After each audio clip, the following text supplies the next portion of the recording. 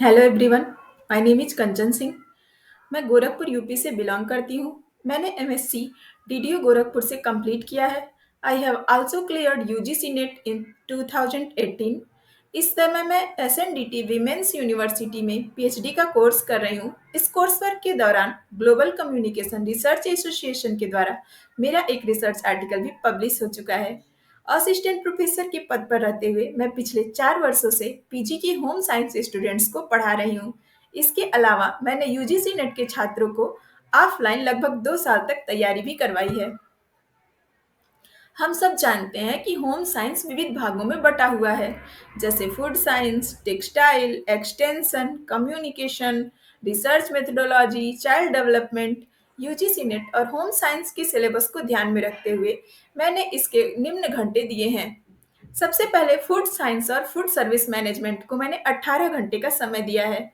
Food science और nutrients के लिए 5 घंटे का समय दिया है, क्योंकि फूड साइंस और न्यूट्रिएंट्स में fat, carbohydrate, protein, vitamin, minerals ये सारी चीज़ें आती हैं। इनके केमिकल स्ट्रक्चर को समझने के लिए, इनकी क्वालिटी को समझने के लिए हमें बहुत समय देना पड़ेगा, इसलिए मैंने इसे 5 घंटे का समय दिया है। कुकिंग और प्रोसेसिंग टेक्निक्स को जानने के लिए मैंने 1 घंटे का समय दिया है। Food service management of institutional menu planning, food cost analysis के लिए मैंने 3 घंटे का समय दिया है। Properties of food, chemical property, physical properties को जानने के लिए 1 घंटे का समय दिया है।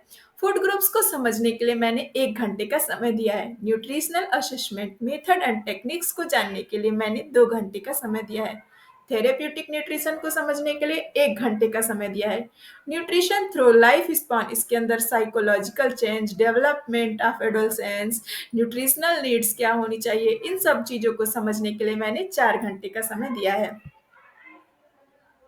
नेक्स्ट है टेक्सटाइल। टेक्सटाइल सब्जेक्ट के लिए मैंने 17 घंटे का समय दिया है। इसमें सबसे पहले टेक्सटाइल टर्मिनोलॉजी, जिसमें फाइबर क्या होता है, यार्न क्या होता है, वीविंग कैसे होती है, फैब्रिक क्या होता है, इन चीज़ों को समझने के लिए मैंने 2 घंटे का समय दिया है। इसके अलावा मैन्युफैक्चरिंग प्रोसेस को समझने के लिए 4 घंटे का समय दिया है। फैब्रिक कॉन्स्ट्रक्शन का मेथड क्या होता है, इसे समझने के लिए 3 घंटे का समय दिया है। टेक्सटाइल की फिनिशिंग कैसे होती है, डाइंग कैसे होता है, प्रिंटिंग कैसे होता है, इन सब चीज़ों को समझने के लिए 4 घंटे का समय दिया है।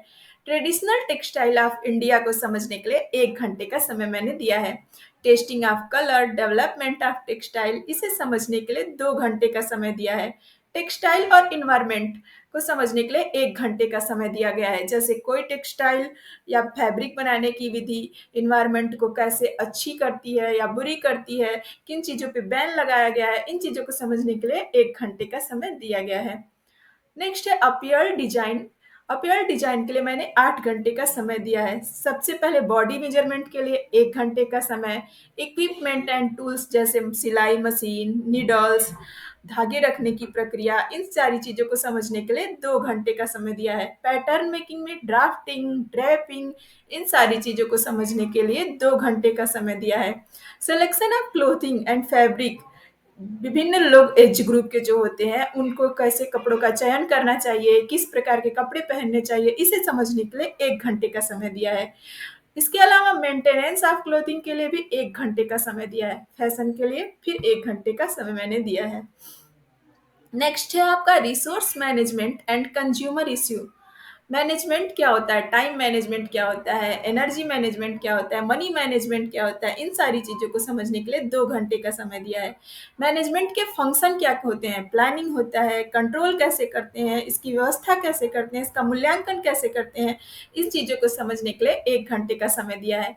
मनी मैनेजमेंट, जिसमें इनकम मैनेजमेंट, बजट कैसे बनाते हैं, सेविंग कैसे करते हैं, कहीं इन्वेस्टमेंट कैसे करना है, इन सारी चीज़ों को समझने के लिए 1 घंटे का समय दिया है।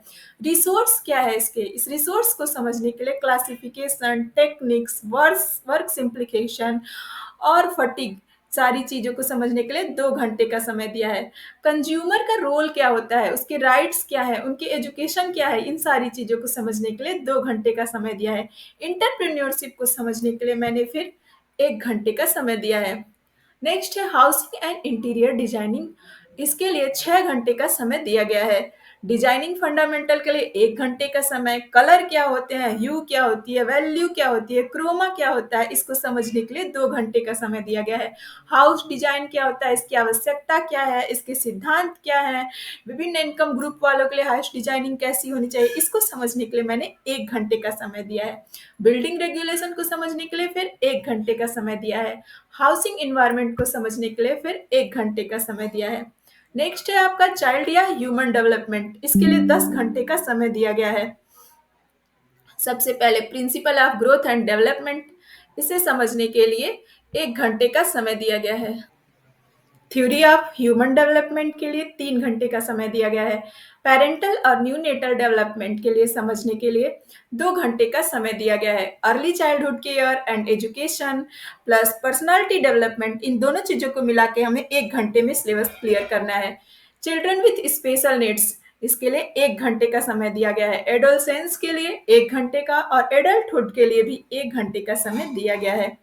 नेक्स्ट है आपका फैमिली स्टडीज, जिसके लिए 5 घंटे का समय दिया गया है। एक छोटा सा टॉपिक है जिसमें dynamics of marriage, family relationship को देखना, इन सारी चीजों के लिए 1 घंटे का समय है। फैमिली में इश्यू क्या होते हैं, मैरिज में इश्यू क्या होते हैं, डोमेस्टिक वायलेंस क्यों होता है, इन सारी चीजों को समझने के लिए 1 घंटे का समय दिया गया है। इसके अलावा पेरेंटिंग स्टाइल क्या होता है, माता पिता अपने बच्चों का पालन पोषण कैसे करते हैं, एजुकेशन कैसे देते हैं, उनका स्टाइल क्या है, इन चीज़ों को समझने के लिए 1 घंटे का समय दिया गया है। फैमिली वेलफेयर को समझने के लिए 1 घंटे का समय दिया गया है। इसके अलावा ह्यूमन राइट्स को भी जानने के लिए मैंने 1 घंटे का समय दिया है। नेक्स्ट है आपका communication for development. Communication for development के लिए 8 घंटे का समय दिया है। इसकी बेसिक्स को जानने के लिए 1 घंटे का समय दिया है। थ्योरी एंड मॉडल को समझने के लिए 2 घंटे का समय दिया है।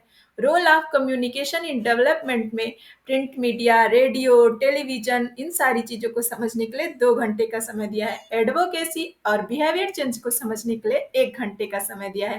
Traditional, modern and new media for development को समझने के लिए 2 घंटे का समय मैंने दिया है। इसके अलावा extension and management and community development को समझने के लिए 9 घंटे का समय दिया गया है। एक्सटेंशन मेथड क्या होता है, इसमें मटेरियल कौन कौन से यूज होते हैं, इंट्रापर्सनल क्या होता है, इंटरपर्सनल क्या होता है, स्मॉल ग्रुप में एक्सटेंशन एजुकेशन की शिक्षा कैसे दी जाती है, लार्ज ग्रुप में क्या क्या यूज किया जाता है, इसके मेथड, ऑडियो विजुअल मटेरियल, इन सारी चीज़ों को समझने के लिए 3 घंटे का समय दिया गया है। प्रोग्राम मैनेजमेंट को समझने के लिए 1 घंटे का समय दिया गया है। करिकुलम डेवलपमेंट के लिए भी 1 घंटे का समय दिया गया है। फॉर्मल नॉन फॉर्मल एजुकेशन को जानने के लिए 1 घंटे का समय दिया गया है। पीआरए टेक्निक, आरआरए टेक्निक्स को समझने के लिए 1 घंटे का समय दिया गया है। डेवलपमेंट ऑफ प्रोग्राम को समझने के लिए 2 घंटे का समय दिया गया है। इसके अलावा रिसर्च मेथोडोलॉजी को समझने के लिए 10 घंटे का समय दिया गया है। इसमें रिसर्च टाइप्स कितने होते हैं, सैंपल क्या होता है, सैंपलिंग क्या होता है, ये सारी चीजें रिसर्च मेथोडोलॉजी को पूरी तरह कवर करने के लिए मैंने 10 घंटे का समय दिया है। आइए हम अब होम साइंस के एक छोटे से टॉपिक को कवर करने की कोशिश करते हैं। कार्बोहाइड्रेट। कार्बोहाइड्रेट कार्बन, हाइड्रोजन और ऑक्सीजन से मिला हुआ एक सूक्ष्मतम मॉलिक्यूल्स है जो हमें एनर्जी प्रदान करता है। 1 ग्राम कार्बोहाइड्रेट से हमें 4 किलो कैलोरी ऊर्जा प्राप्त होती है। कार्बोहाइड्रेट को आप तो जान गए, कार्बन, हाइड्रोजन और ऑक्सीजन से मिलकर बनाते हैं, लेकिन इसे समझते कैसे हैं? कार्बोहाइड्रेट को समझने के लिए ये कार्बन और आपका ये हाइड्रेट, कार्बन जब गीला होता है यानी हाइड्रेट यानी गीला यानी H2O, ओके, H2 यानी हाइड्रोजन, ऑक्सीजन, इन सारी चीजों का मिक्सचर, हाइड्रोजन, ऑक्सीजन और कार्बन, ये तीनों मिलके कार्बोहाइड्रेट का निर्माण करते हैं। जिसे समझने के लिए कार्बोहाइड्रेट शब्द को जानना ही काफी है। कार्बन जब गीला होता है, कार्बन जब H2O होता है, कार्बन, हाइड्रोजन और ऑक्सीजन, इन तीनों चीजों को मिला के कार्बोहाइड्रेट बनता है। ये हमें क्या करता है? एनर्जी प्रदान करता है। ये हमारे शरीर में दौड़ने की शक्ति, चलने की शक्ति, बोलने की शक्ति, इन चार सारी चीजों को पावर कौन देता है? कार्बोहाइड्रेट। ये किस में पाया जाता है? अनाज में पाया जाता है, सुगर्स में पाया जाता है, फाइबर में, स्टार्च में, कार्बोहाइड्रेट पाया जाता है। इसके टाइप्स, कार्बोहाइड्रेट थ्री टाइप्स के होते हैं, मोनोसेक्राइड्स, ऑलिगोसेक्राइड्स, पॉलीसेक्राइड्स। मोनोसेक्राइड्स यानी जब कार्बन का एक कण, कार्बोहाइड्रेट जब अकेला खड़ा होता है तो वो मोनोसेक्राइड्स होता है। ये सबसे छोटा टुकड़ा होता है कार्बन का, जिसमें 3 से 7 कार्बन पाए जाते हैं। जब कार्बोहाइड्रेट अकेला है तो वो मोनोसेक्राइड्स। जब कार्बोहाइड्रेट 10 मॉलिक्यूल्स मिलके बने हैं, जब एक कार्बोहाइड्रेट, दो कार्बोहाइड्रेट, 3 कार्बोहाइड्रेट, ऐसे 10 कार्बोहाइड्रेट जब एक दूसरे से जुड़े हुए होते हैं तो वो ऑलिगोसेक्राइड्स होता है। ये जुड़े किससे होते हैं? एक कार्बोहाइड्रेट दूसरे कार्बोहाइड्रेट से ग्लाइकोसिटिक बॉन्ड से जुड़ा होता है। जब एक कार्बोहाइड्रेट दूसरे कार्बोहाइड्रेट से जुड़ता है तो ग्लाइकोसिडिक बांध से जुड़ता है। इसके अलावा पॉलीसेक्राइड्स, पॉलीसेक्राइड्स जब कार्बोहाइड्रेट के अनेकों अणु 10 से ज्यादा अणु जब एक दूसरे से लगातार जुड़ते ही चले जाते हैं तो वो पॉलीसेक्राइड्स कहलाता है। पॉलीसेक्राइड्स के कार्बोहाइड्रेट भी किससे जुड़ते हैं? ग्लाइकोसिडिक बॉन्ड से। मोनोसेक्राइड्स के सबसे छोटा कण है। ऑलिगोसेक्राइड्स अगर 10 भागों में बांटा जाए तो 10 मोनोसेक्राइड्स होंगे। पॉलीसेक्राइड्स जितनी मात्रा में है, 10 से ज्यादा जितनी मात्रा में है, उसे जितने भागों में आप बांटोगे उतने मोनोसेक्राइड्स हमें मिलेंगे। मोनोसेक्राइड्स के उदाहरण क्या है? ग्लूकोज, ग्लैक्टोज, फ्रक्टोज, राइबोज के। ग्लूकोज क्या है? ऐसी शर्करा जो हमें एनर्जी प्रदान करती है। ग्लैक्टोज जो दूध की शर्करा होती है, जो दूध में पाए जाने वाला कार्बोहाइड्रेट होता है, वो ग्लैक्टोज कहलाता है। फलों में पाए जाने वाला कार्बोहाइड्रेट फ्रक्टोज कहलाता है। राइबोज हमारे डीएनए और आरएनए में पाया जाता है। ऑलिगोसेक्राइड्स, ऑलिगोसेक्राइड्स ने आपने जाना जब 10 कार्बोहाइड्रेट एक दूसरे से जुड़े होते हैं, मैक्सिमम 10। इसके उदाहरण क्या है? माल्टोज जब ग्लूकोज और ग्लूकोज ग्लाइकोसिडिक बॉन्ड से एक दूसरे से जुड़े होते हैं तो वो माल्टोज बनाते हैं। जब ग्लूकोज और ग्लैक्टोज एक दूसरे से ग्लाइकोसिडिक बॉन्ड से जुड़े होते हैं तो वो लैक्टोज बनाते हैं। जब ग्लूकोज और फ्रक्टोज एक दूसरे से ग्लाइकोसिडिक बॉन्ड से जुड़े होते हैं तो वो सुक्रोज कहलाते हैं। अगर माल्टोज को 2 मोनोसेक्राइड्स में बांटा जाए तो 2 ग्लूकोज हमें मिलेंगे। अगर लैक्टोज को 2 भागों में बांटा जाए तो एक ग्लूकोज और एक ग्लैक्टोज मोनोसेक्राइड्स हमें प्राप्त होंगे। इसी तरह सुक्रोज का एक ग्लूकोज और एक फ्रक्टोज हमें प्राप्त होगा। नेक्स्ट है आपका पॉलीसेक्राइड्स। पॉलीसेक्राइड्स भी 2 तरह के होते हैं, होमोपॉलीसेक्राइड्स, हेट्रोपॉलीसेक्राइड्स। होमोपॉलीसेक्राइड्स का मतलब है जब एक तरह के मोनोसेक्राइड्स जैसे glucose plus glucose plus glucose plus glucose एक दूसरे से जुड़े हों। जब एक तरह के मोनोसेक्राइड्स एक दूसरे से जुड़ते हैं तो वो होमोपॉलीसेक्राइड्स होता है। जब 2 तरह के जैसे glucose plus fructose, glucose plus fructose इस प्रकार के कार्बोहाइड्रेट एक दूसरे से जुड़े हों तो वो हेट्रोपॉलीसेक्राइड्स कहलाता है। अब आते हैं स्टार्च पे। स्टार्च क्या होता है? हमारे भोजन में पाए जाने वाले कार्बोहाइड्रेट की लंबी लंबी श्रृंखला को हम स्टार्च कहते हैं। भोजन आपने मुंह में किया, वहां से लार के द्वारा टूटा, फिर वो पेट में गया, पेट में उसका पाचन नहीं होता है, वह स्मॉल इंटेस्टाइन में जाके उसका पाचन होता है। स्टार्च छोटे छोटे टुकड़ों में बट के ग्लूकोज के रूप में बच जाता है। ये ग्लूकोज हमारे शरीर में दौड़ते रहते हैं। एक चीज और समझने की कोशिश करते हैं। आपके अंदर जितनी एनर्जी की आवश्यकता होती है हमारा शरीर उतना ग्लूकोज ग्रहण कर लेता है। बाकी जो ग्लूकोज की मात्रा बनती है उसे हमारे शरीर में इंसुलिन लगे होते हैं।